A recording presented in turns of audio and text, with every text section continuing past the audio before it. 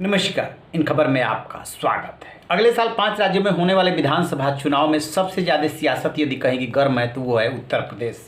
चाहे कांग्रेस नेता सलमान खुर्शीद की किताब में जो हिंदुत्व की तुलना आईएसआईएस और बोको हराम से की गई है उसको लेकर के हो, या बीजेपी और सपा में जो टग ऑफ वार चल रहा है, जिन्ना का मसला हो, और दूसरे तरह के मुद्दे उठाए जा रहे हैं ताकि राजनीति गर्म रहे और वोट बैंक सत्ता रहे। इसी बीच कल प्रधानमंत्री नरेंद्र मोदी सुल्तानपुर में जो पूर्वांचल एक्सप्रेसवे है उस पे जो है लड़ाकू विमान उतरने वाले हैं और उसी बहाने पूरी तैयारी की गई है जमावड़े की।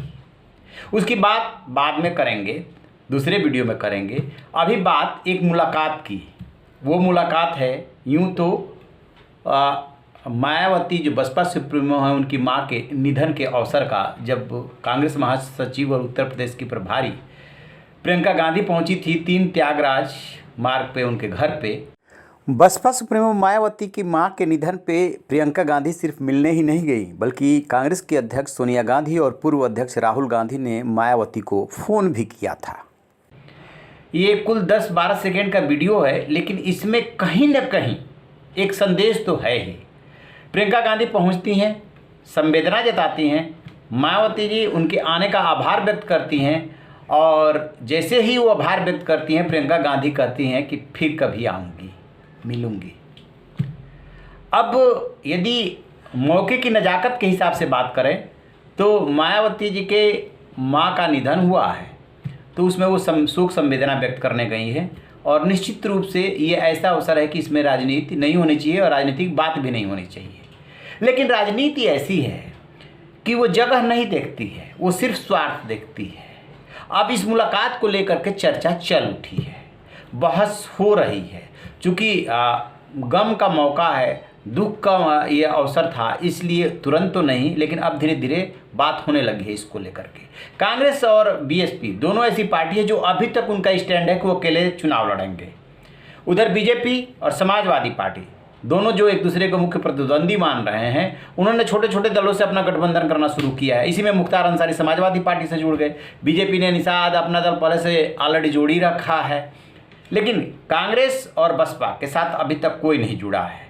बीच में आपने देखा होगा कि जो ओम प्रकाश राजभर हैं सुभाषपा वाले, उन्होंने एक गठबंधन बनाने की कोशिश की थी एआईएमआईएम के साथ, लेकिन वो बात मैच्योर नहीं हुई और समाजवादी पार्टी की तरफ सरक गए। खैर, तो अब ये माना जा रहा है कि जो मायावती और प्रियंका गांधी की मुलाकात हुई है इसके राजनीतिक मायने भी हैं, और ऐसे मौके पे इस तरीके से मिलना जुलना इसका भी एक संदेश होता है।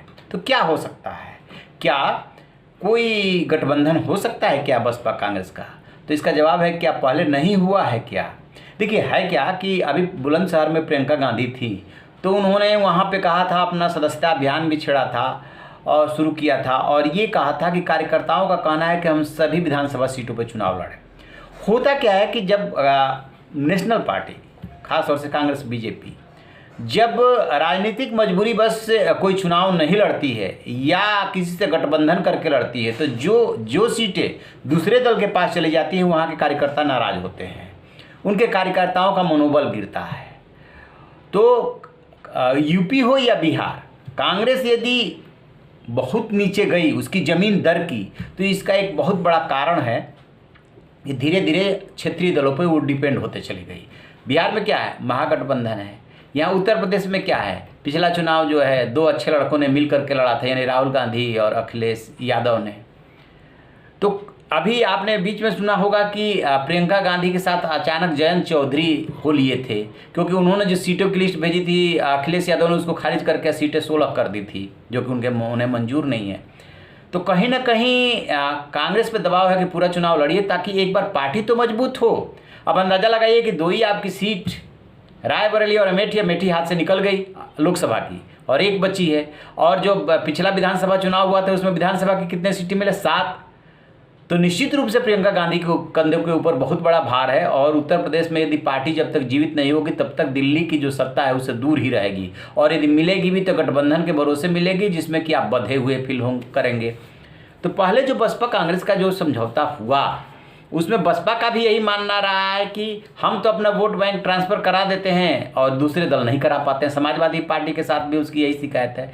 इसलिए चुनाव पहले हो सकता है कि ना हो, लेकिन चुनाव बाद हमेशा इन राजनीतिक दलों में गुंजाइश बनी रहेगी। लेकिन विश्लेषक एक बात और कह रहे हैं, यदि विपक्ष ने मिल करके बीजेपी के सामने चुनाव नहीं लड़ा, सेक्रीफाइस नहीं किया, तो बीजेपी को रोकना मुश्किल होगा। अभी एक चैनल ने ओपिनियन पोल लिया है, सर्वे किया है, उसमें क्या है, उसमें बीजेपी को वो 230-35 सीटें 40 तक दे रहे हैं और जो समाजवादी पार्टी है उसको ले जा रहे हैं, वो 150 के पार ले जा रहे हैं।